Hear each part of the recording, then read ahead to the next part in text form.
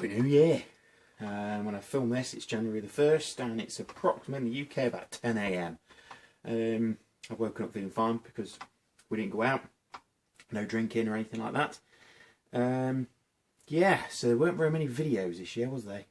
Unfortunately. And I think there's a smudge on this camera. Let's see whether we can get rid of that smudge. I probably made it worse because I'm probably all oily. There we go.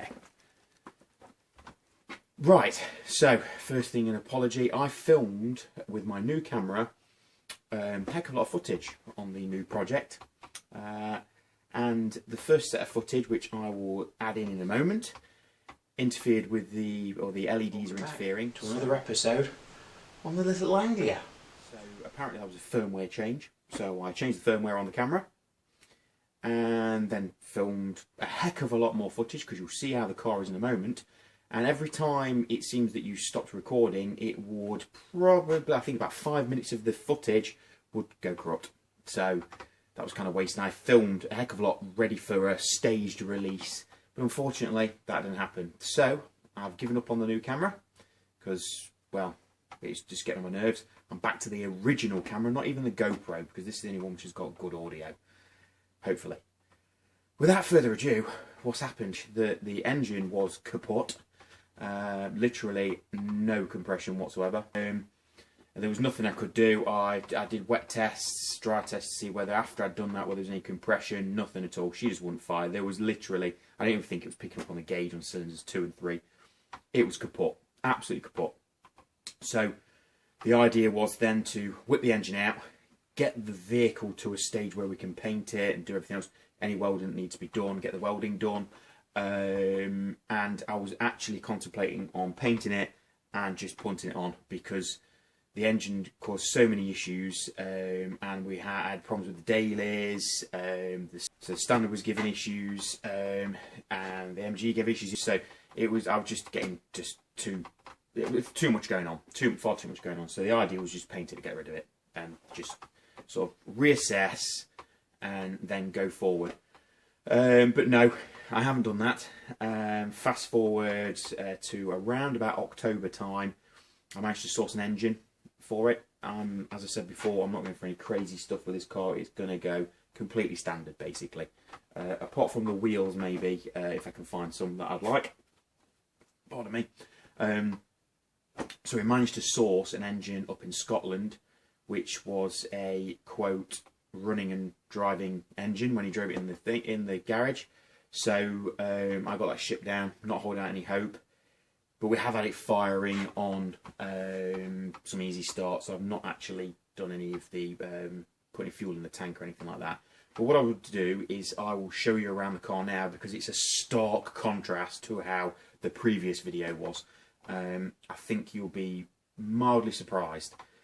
Still quite a bit to do, but not a lot. I mean, I think if I took a step back from the daily job for a week, I reckon I'd have this car knocked out. I think she'd be pretty much done. There literally really isn't that much to do. But let's turn the camera around. What I'll do is, at the moment, the bonnet it's on, but it's not bolted on. So you'll see in a moment with the camera that she's not actually fully sat down or anything. But you'll see how I mean, it's come out better than I thought it would have done. Sure, it's not perfect. I'm just doing it in my own workshop. But it's come out better than I thought it would do. And it's going to be a beautiful looking car, I think. Really beautiful looking car. So, without any further ado, let's show you. There you go, doesn't it look beautiful? Yes, my beautiful roof that I still need to finish. Anyway, let's show you the old girl. Dun dun dun. So, in a nice fetching, I forgot what the colour's called now. I've forgotten. Wait there, I shall find it because it's on here. Oh.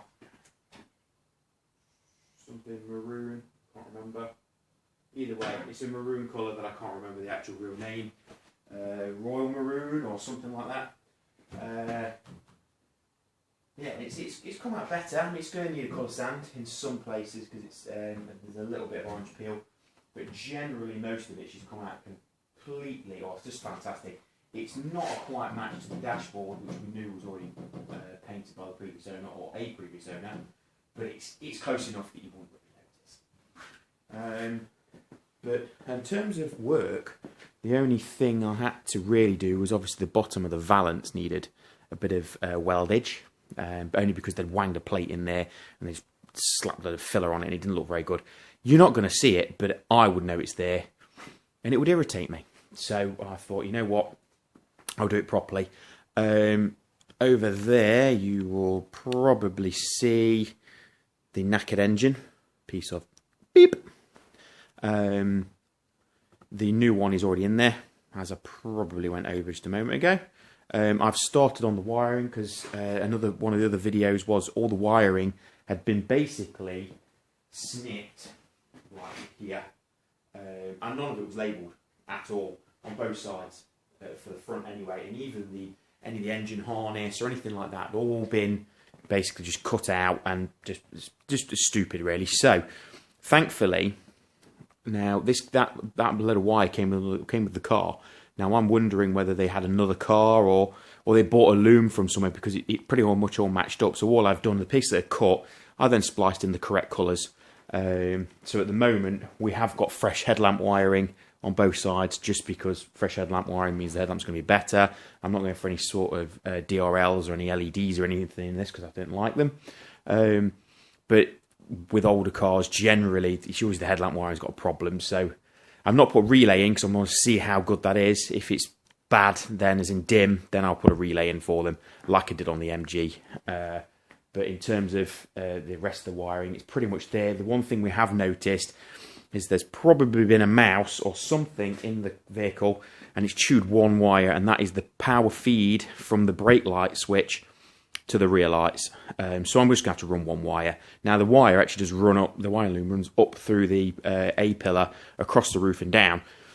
So it might have got in, I can't see where the brake is on the front or the back, so it must have been in the roof somewhere. The rest of the wiring, that's the only wire that goes back there, the rest of the wiring seems fine. So I'm hoping any of the other wiring is going to be okay.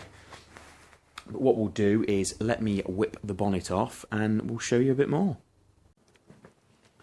And there we have a lovely powerhouse of 997cc of Kent power, is it? I'm sure it's a Kent. I know someone commented that they're not Kent, but I thought this was the original Kent. Either way, whatever it is, it's 997. So let's not get bogged down on what it is. It's a 997cc motor.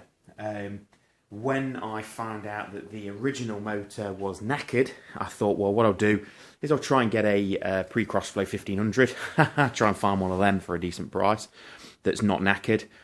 Then I thought I'll go for Crossflow and do the swap, but it means swapping all the suspension arms and everything. You really got to like go for a melting kit or something like that. And I just don't want to put that much investment into this thing, really.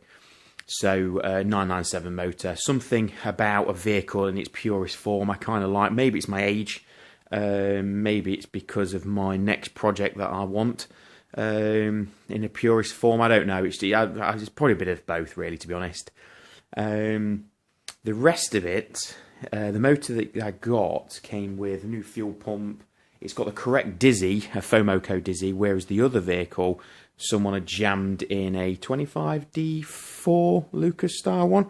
Now they might have had those two different Dizzies, I don't know, but I know for a fact that Lucas one doesn't fit correctly.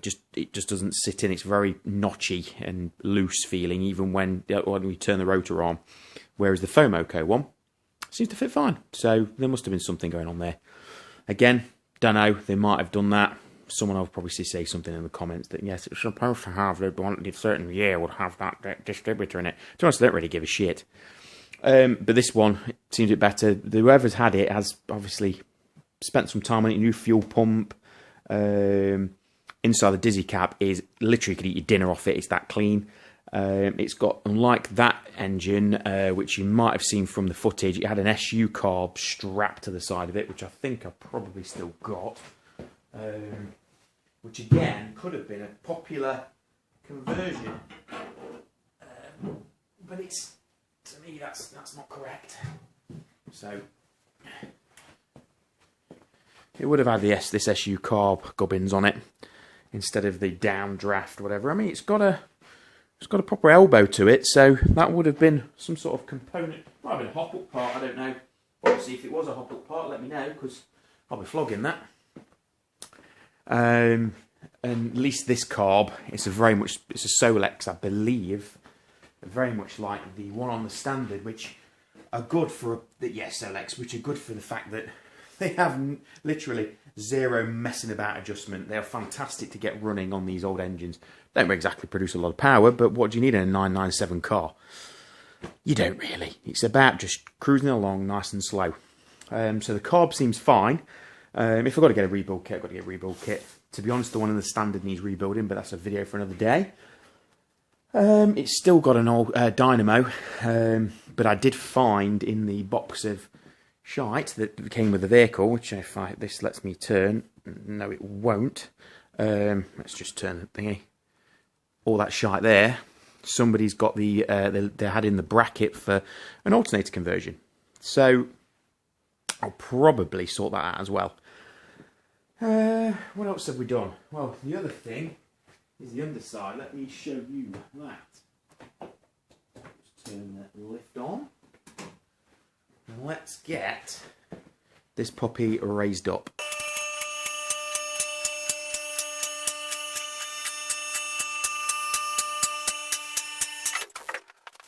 Now, I'm not sure if this will pick it up. Oh, no, it will. See, we've got all new brake lines, new brake hoses. We've got all new fuel lines as well. All the way around. She's got new brake shoes all the way around. The tank's been all cleaned up, painted. The only thing is, this strap broke.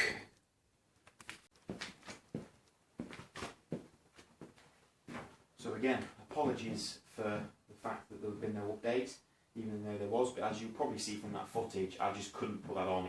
I know my footage isn't great anyway, but the lines were doing my head in. I tried everything in Adobe Premiere to try and get those lines out, but it just wasn't happy. So it's just better not to put the video out and show you where we've got up to. And yeah, that camera will probably be going back. There's obviously some sort of issue with the firmware, and apparently you can't roll it back either. So I'm done with it. I'm absolutely done with it. So we'll be on the roll camera for this little beauty.